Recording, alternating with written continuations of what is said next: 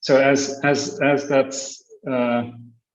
that's happening, let me just introduce the panelists. So, okay, Lior Eldar, of course, he's a co-author on this paper. So, and he's in Israel now. He works for the government there. So, and then Daniel Apon is from NIST.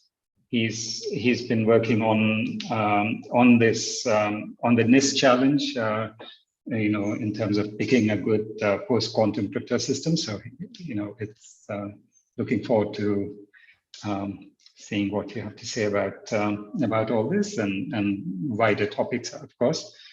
And then Vinod Vaikuntanathan is on the faculty at MIT. He works in cryptography, and I think he's done a lot of the more fundamental work on using lattices in the context of cryptography. So Vinod, and then I think there are a lot of experts in the audience. Chris Pickard, Zvika Brakersky, Shafi Golbasser. So I'm hoping there are various others. So I'm hoping you'll jump in as necessary, and be an extended panels. Okay. So let's see. We'll wait for Lior and Sean Sean's videos to be. I'm back here. I don't know. Yeah, somebody's spinning the and Lior. Let's see. Has he not joined? I don't know. Maybe he has not. Sean, do you want to email him? But we can get started in the meantime. Yeah. Okay, so maybe shall we? If we can take just a few minutes each. Daniel and Vinod in either order to your reactions to the talk and.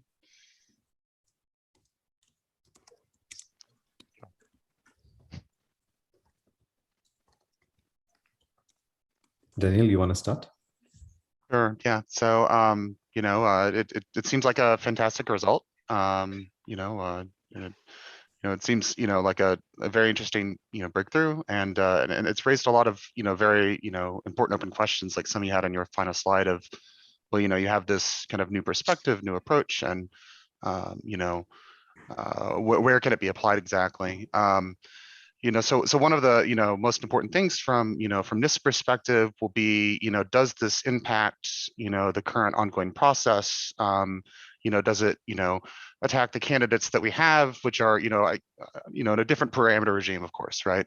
And whether, that's the case or not. I mean, so my initial impression is the result is both correct and doesn't, as is, reduced bit security of things. Because you're getting a sub-exponential approximation factor in quantum polynomial time, but you're not as yet finding key recovery, on some of these schemes, which are extremely short. But there is this important question now of where does this go? What avenues of attack are opened up by this result, right?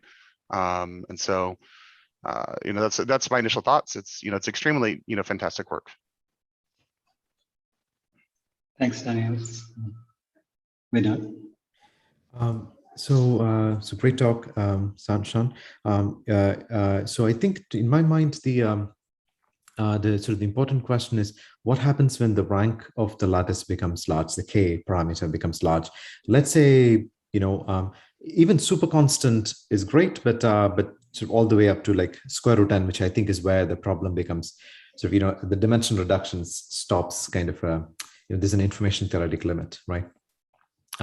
So I think, so let's say when the rank is root n and all the other parameters remain the same, I don't see a classical algorithm that solves the problem. And I think anything there would actually be, would be sort of, I think the experts here, maybe some of us can jump in, but we don't believe that it's classically solvable right now.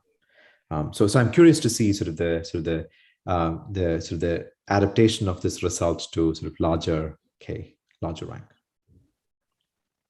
I can sort say just, can you hear me? Can you hear me okay? Lior, yeah? Yeah, can you hear me? Okay. We should move him onto the screen if we can. Yeah. So if I may just comment on that, I think like the quantity of interest that we have come to observe as the important one is actually K log Q. So K log Q, we can tolerate something which is like linear in n, maybe n log n. So if you want like to bring up K to be like, I don't know, square root n, then Q should be say 2 to the square root n. And then which I would say you need to calibrate your alpha to be something which is interesting, say 2 to the minus n to the fourth, say, not to the minus square root n, because then you just avoid the problem. So there's a 4-dimensional space here of parameters, right? You have the dimension, input dimension, the outer dimension, the rank, the approximation factor. But in terms of the quantum algorithm, you need to somehow upper bound the rank times log of the ring order to be like linear in n. This is like the most general statement that we will probably have in the paper. I see.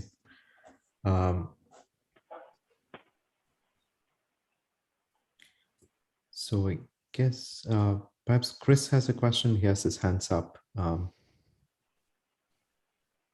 Yeah, hi, thanks. So I've just been thinking about the things that have been said so far on the comments and questions. And I think it's plausible that there might be a classical way of implementing the worst case to average case step of the proof, or the step of the algorithm that Sean talked about in his talk. And it's using essentially like kind of the standard or well-known LWE to LWE self-reduction, or BDD to LWE self-reduction. And so the high-level idea is, if I understand right, the input instance, this worst-case instance, we have a kind of a lower bound on lambda 1. We're promised a lower bound on lambda 1, if I understand correctly.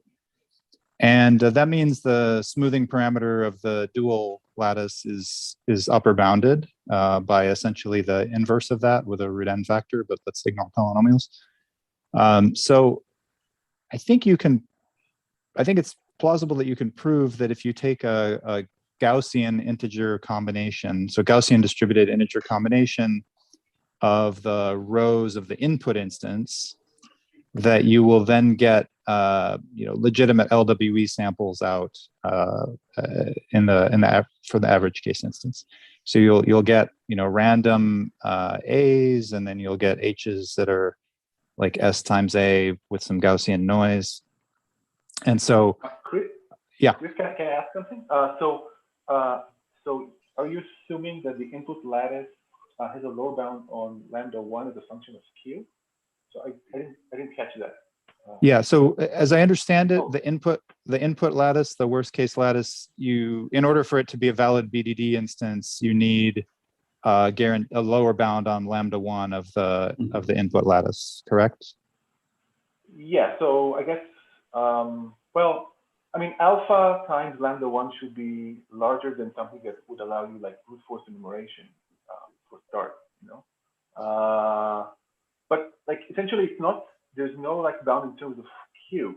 Like it can be much like I don't know, as far as I can tell right now, it could be like exponentially smaller than Q. Like I don't know, I was gonna say just like 2 to the square root n, to some power, I think. Right. Sure. So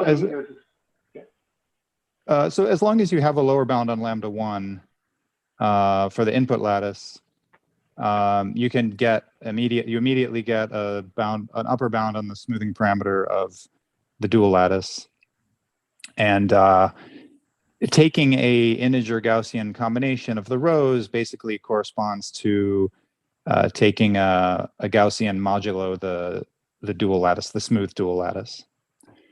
So I'm not like, I'd have to write down the calculations, which are not terribly hard, pretty standard, but the idea being, if you wanted some provable statement about random Gaussian combinations of the input rows, you could get such a statement, and you could prove that the resulting samples you produce are real, like properly distributed LWE samples.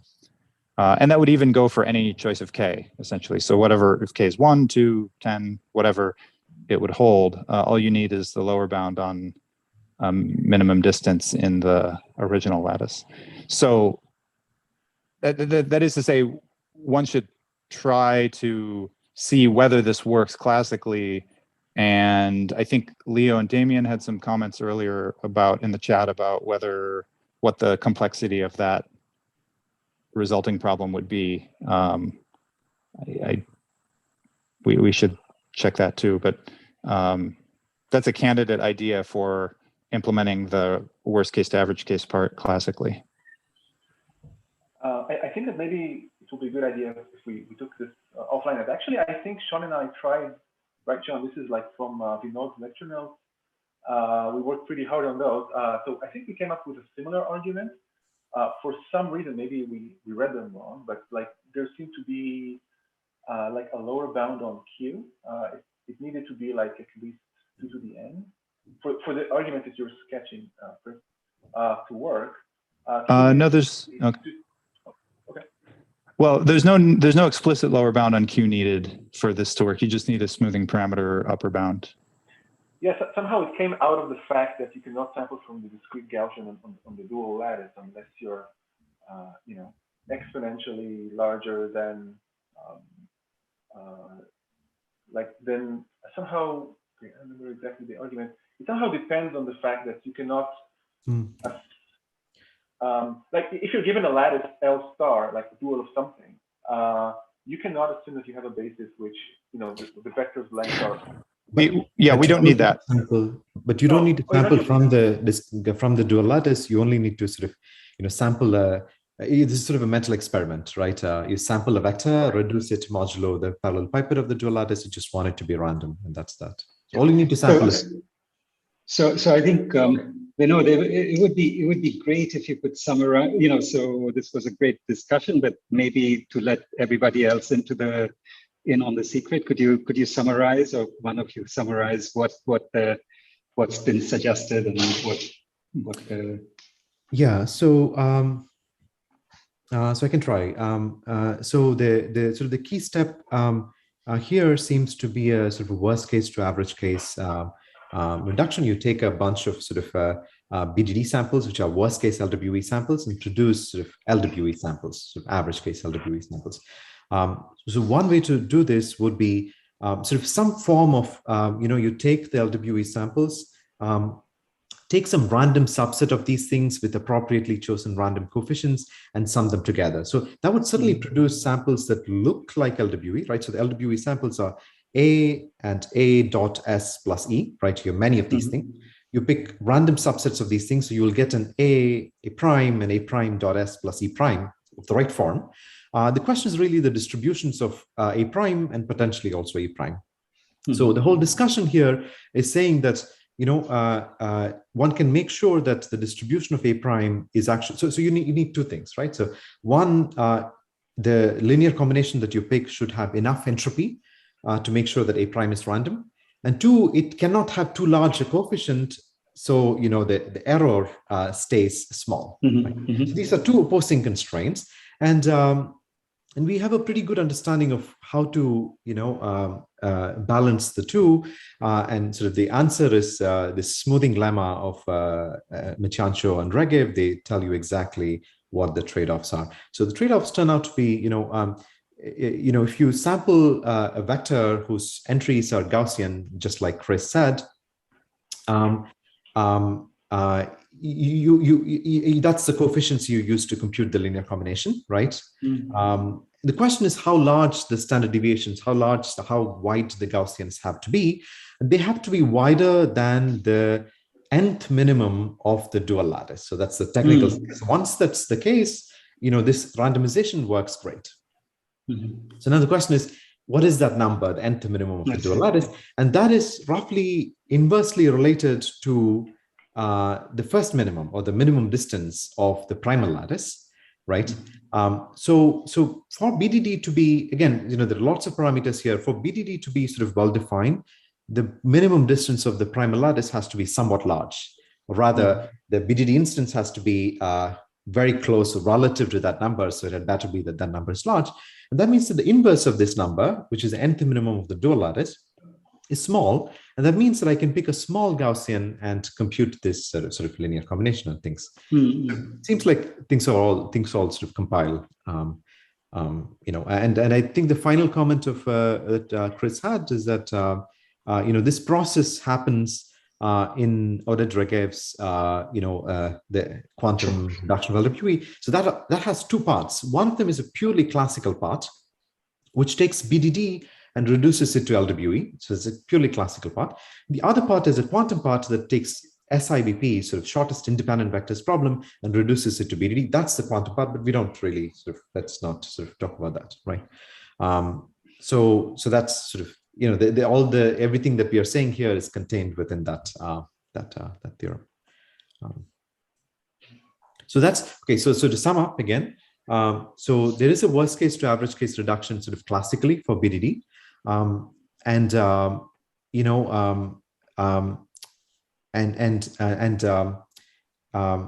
if there's quantum magic, I would expect that to happen on the LWE land somehow, right? So once you do this worst case to average case reduction, you use somehow,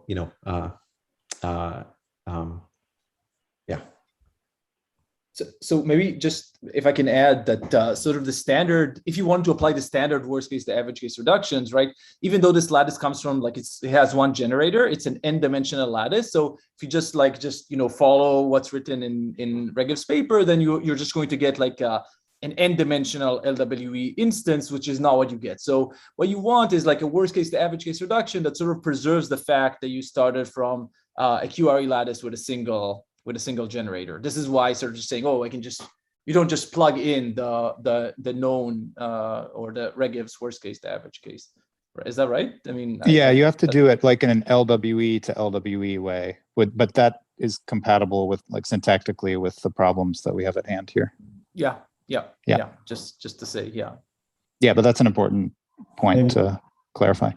Maybe just to, Vinod, if I can build on your question, it's a little technical, but so when you do the classical reduction, say, you have these lecture notes, lecture 4, where you start with Q from worst case BDD to average case BDD. So the Qs are different here. So there you pick an arbitrary Q so that you can sample from the dual, and so you start with an exponential Q. Now, but that's for a worst case lattice. Here we're starting with a Q-ary lattice, and then the question is, can you sample? What can you do? What parameters do you get if you start with a Q-ary lattice to begin with when you try and sample from the dual and then come back and generate the LWE instance? Right. That's what we mean by there's a LWE to LWE self-reduction. So it starts being Q-ary like LWE is, and it gives you more LWE samples with the same Q and all that. Sure, but we're not starting with LWE, right? We're starting but so it's a worst case LWE. Yeah, it's a worst case LWE. Yeah, that's where all that matters, right? That's the key point. Right. Yeah, but my point is that it's worst case, but you do have some lower bound on the minimum distance of the input lattice, and that's all you really need to make to prove that the output samples, LWE samples you get, are properly distributed, that the A's are uniform and so forth. So you don't need the input instance to be truly, uniformly random LWE. You just need a lower bound on minimum distance, which is precisely the guarantee, the promise that your problem has to start with. Okay, I don't know what conclusion you're drawing from that, though. I guess I hear. My conclusion, I think, up to writing down the parameters, I think you can run the LWE to LWE reduction on the input instances that you're considering and be able to prove that you get properly distributed LWE samples out, so I'm saying you could plausibly replace the quantum reduction with this classical one. Okay, but Once the parameters are checked. Do you have some parameters in mind? I mean, the sketch is certainly there, but do you have actual, do you know how to pick the parameters, or do you get the same K, for example, or do you just? You get the same K, yes. Yeah. Okay, so you get the same K, and then I would have to write it down, but the Gaussian standard deviation you would use would be essentially the inverse of the minimum distance of the input lattice, ignoring small Pauli factors. Okay, so like 1/2 to the square root n, say. Yeah, and then the amount of noise, the noise would then grow by a factor of that that standard deviation. So if the noise started as 2 to the -2 root n, then it would become 2 to the minus root n or something like this. Can I ask though? So I'm sorry, I'm kind of insistent on this question. So if when you fix the variance of your discrete Gaussian, and you want to be above the smoothing parameter of the dual, so somehow you need to be like well above the smoothing parameter for you to be able to actually sample from the discrete Gaussian, right? No. So again, you're not sampling from the discrete Gaussian over the dual lattice. This is very important. Okay. You're sampling from the integer lattice, the ordinary integer lattice, and reducing modulo that dual lattice. So it's easy to do the sampling for any parameter that would be relevant here. Oh, I see. So you're not using like GPZ08 or no. Okay.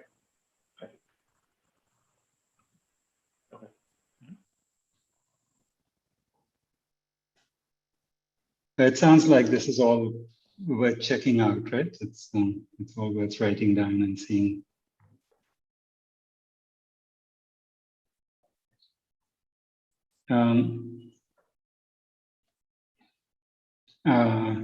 Let me just, so if I don't know if there's more to say about that. I mean, this sounds like it's a useful thing to understand what's been solved and what the classical analog is. Let me just ask. So let's say that the same or similar parameters were possible classically, or this. It's slightly it's either the same or like it was in the LWA case with or the Dreger's reduction. So Chris, you had corresponding classical reductions which didn't quite achieve the same bounds but came close in some ways. So let's say that it was one of these two situations, but even if it was, is this are these interesting questions that to look at classically, or are these questions that have been looked at, or where do we stand on that? So is this style of parameter range, is this an interesting parameter range for you to look at? Yeah, I think so. I think very much so.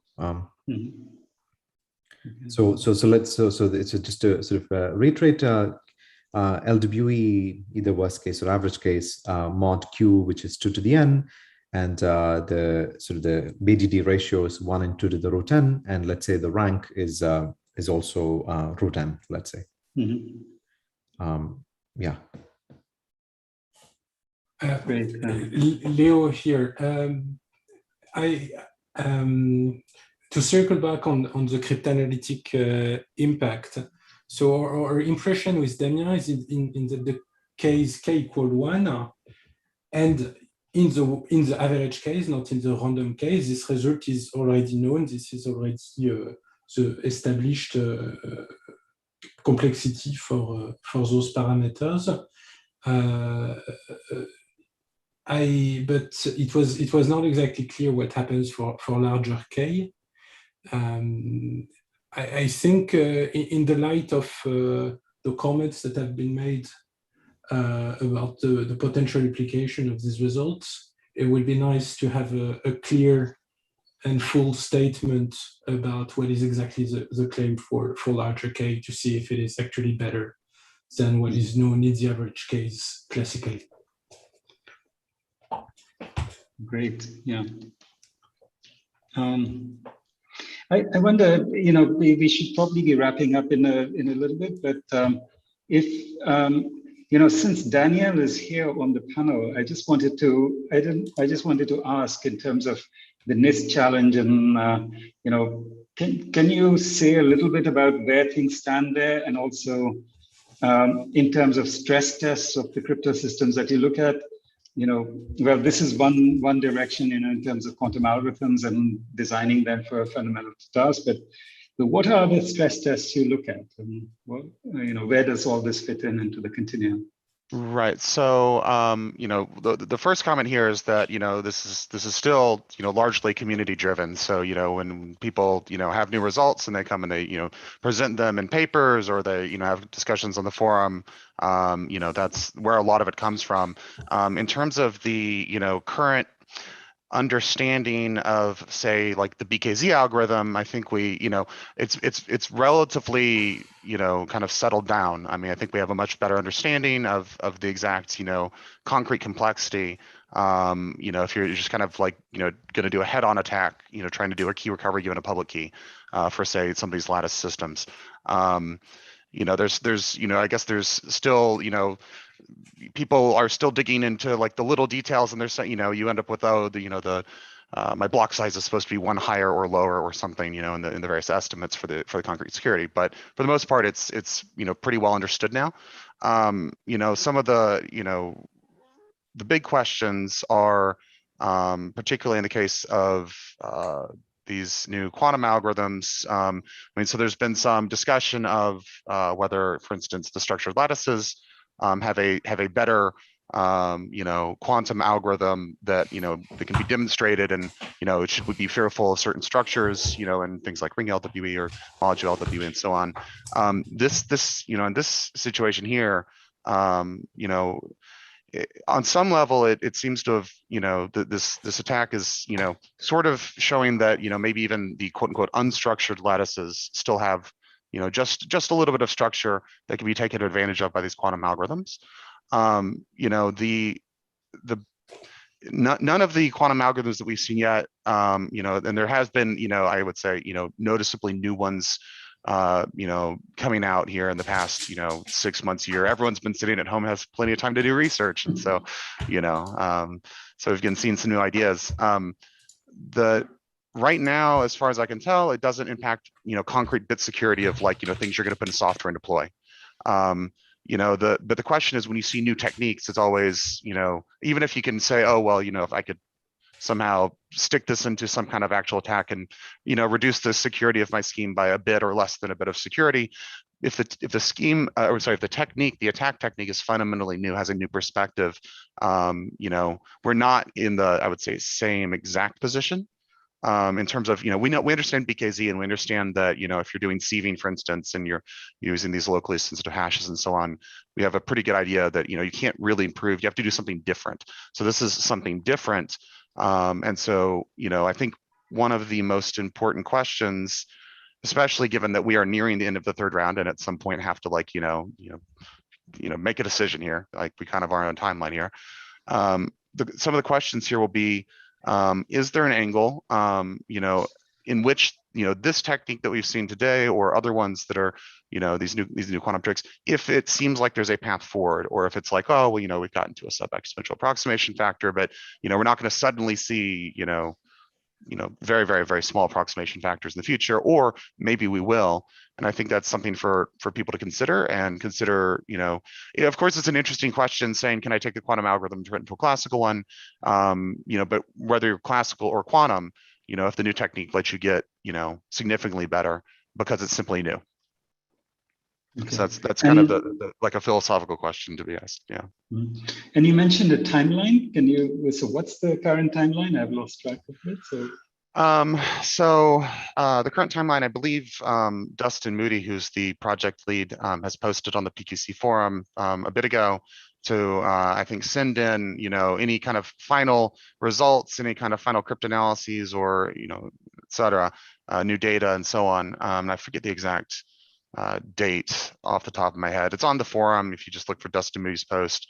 And so, the timeline has been that we're going to, set a date where we say, send us all your information that you can, and then we'll kind of, do an internal review that will take some number of months. So approximately, I would say the plan has been to, pick initial standards around December, maybe early January of this year. So so within a couple of months, actually, is where the point we're at. And then what happens after that? What's the timeline after that?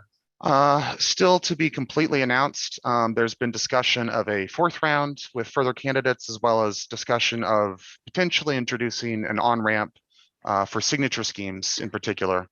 So I think, I don't want to speak on behalf of, what's going to happen in the future and what the entire team is going to decide, right? But those are kind of the ideas that are going around. And so, I think we want to, make good decisions initially so that these things get deployed.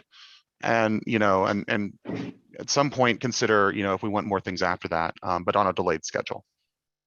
And sorry, just I'm out of my own curiosity. So there's this whole process, and then what is there some vague idea about when this deployment would actually happen? Is there a target, or what's a plausible timeline moving forward? So, I mean, a lot of that, I suppose, comes down to the decisions of, organizations that are, I guess, customers of standards, right? So, at some point we'll write a standard and it'll be published and it'll be, formal and approved and so on. And then, the hope is actually that when we get these initial standards at the end of the third round in a couple of months, and actually, yeah, thank you, Noah, for finding that on the PQC forum. We've requested new data, implementations, benchmarks, research papers, cryptanalysis, so that we can be aware of before we try and finalize our internal evaluation and analysis. We suggested October 31st as a suitable day to send that in or post it or whatever, make it open. But yeah, in terms of deployment, the hope is that once we, pick some schemes, people start deploying right away. I mean, no time like the present. So. Great, thanks. That's very helpful. Yeah.